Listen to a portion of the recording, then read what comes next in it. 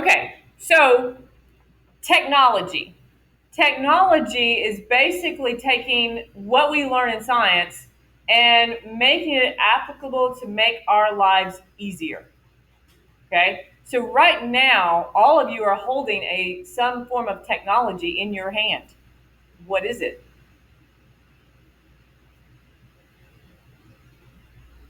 Your pencil, your pen. Those are forms of technology because they make your life a whole lot easier, right? It would be a whole lot harder to write without one of those. We'd be, carving things out. That wouldn't be a whole lot of fun.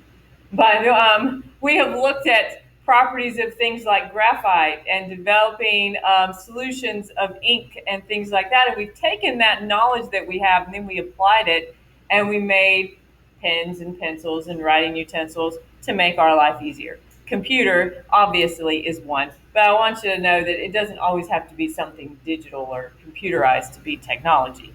The fork that you ate with this morning or the spoon or whatever, that's a form of technology because it sure made your life easier, right? Okay, so that's what we do with technology. We take knowledge that we have learned or gained in science and we apply it to make our lives better. Maybe not necessarily easy, it could be better. And that's a technological development. Okay. Now, knowing how to do something and knowing how something works isn't the same as knowing how it's best to be used. Okay, let me restate that. Just because we know how to do something doesn't necessarily mean we should do it, right? Okay. That's where scientists and politicians and the general public have to stay informed. And this is why you're in school taking science all the way through high school, so that you can become an informed public. Because one day, and one day soon, you will be voting on things. So scientists do things, we come up with this new knowledge, and it's politicians and other people who decide, should that really be done? Do we really need to be able to do that or not? Well, guess what? You're the ones who wind up voting for those politicians, who wind up voting for that technology to be used or not used. Okay? So you need to stay informed. You need to be able to read things and understand what they mean instead of just relying on everybody else to tell you, well, this is what this means. Okay?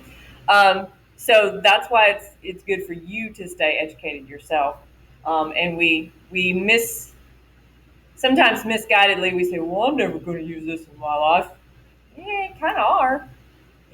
You're living here and you're going to be a part of society and a part of the public, and you got to know stuff. Okay, so and there are lots of examples of that, and I'm just thinking of biologically, the whole debate of stem cell research and what type. That's just the one that pops in my head because I taught biology for so long. And what type of stem cell research are we able to do? Okay, we know scientifically that fetal stem cells are the most useful, I guess you'd say, because they can turn into anything at any time. So fetal stem cells can turn into liver cells and heart cells, and they can do all of it. Okay, adult stem cells, the ones you have in your body right now, they can regenerate some things, but they're limited. So at this point, we have banned human research with using fetal stem cells. Okay, hopefully our reasoning is obvious for why we banned that. Okay, but if you're somebody that doesn't look at the whole picture and you just say, hey, this could help cure everything, you think, oh wow, that sounds great, let's do. And then you've agreed to a problem and you're like, wait a minute, I didn't realize it meant all of that was going to happen. So you need to be able to be informed, and that's why we have some of the laws and the politicians and the groups that we have to try and say, hold on, just because we can do it doesn't mean we should do it. Okay, we can clone things, doesn't mean we should clone things. Okay, we probably have the technology and the ability to clone. We can do sheep, We've done sheeps, we've done, I think there's maybe been a horse. There have been lots more than just the good old sheep that was cloned a long time ago. We've done more than that, but does that mean we need to continue and take that process to cloning a human being? Sounds like a sci-fi movie, but what kind of problems are we going to open up with that? So anyway, it's interesting.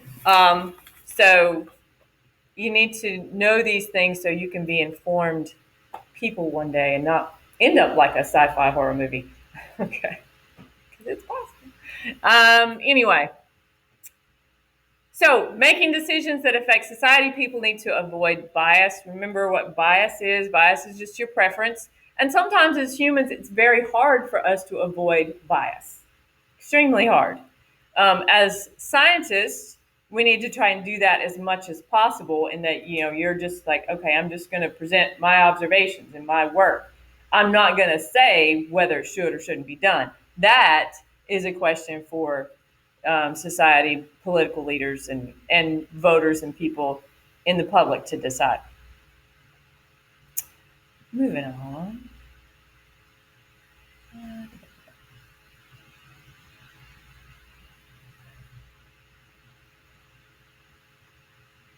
That's kind of more of the same.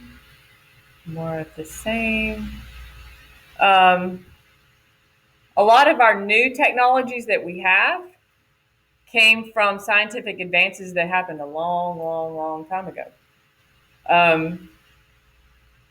Einstein's theory of relativity, that was made a long time ago, way back in the 50s, is now the basis for a GPS system that you use on your phone all the time.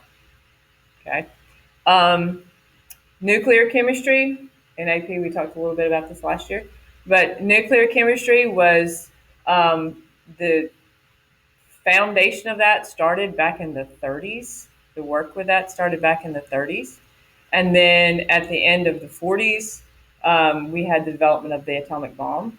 But now we have even more useful technology, I guess you'd say, or positive technology, and that we use it to power cities. Okay, we use it to power a large part of the Navy with nuclear ships, nuclear subs, and things like that. So we've taken that knowledge, and years down the road, we've used it for different technologies.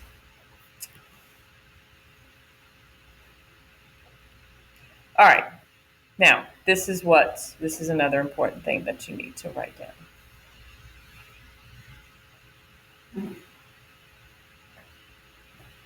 So an important part of science is the ability for scientists in different locations to reproduce an experiment, to verify it, and get consistent results. Okay, so if I do an experiment here, and I have to be able to have someone do the same experiment in Germany and get the same results. Okay, so in order to take that process from a hypothesis to a scientific theory, we have to be able to have verifiable results. And it has to be verifiable no matter where you are. And it needs to be that any scientist anywhere can do my experiment and get my same results. Okay?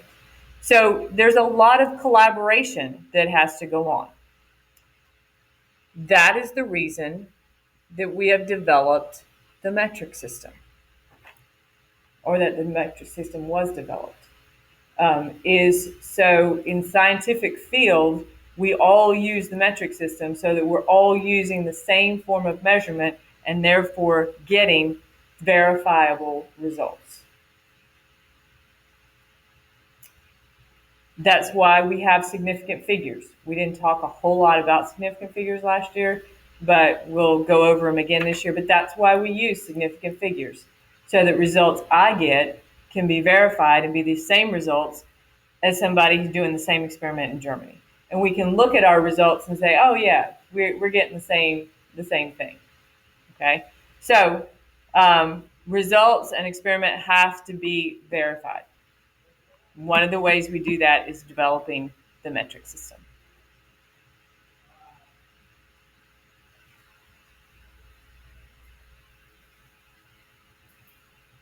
Got that? Oh, I forgot to erase it. Hang on.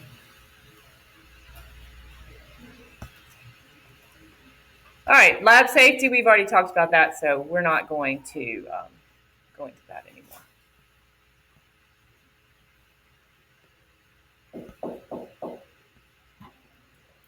Come on in.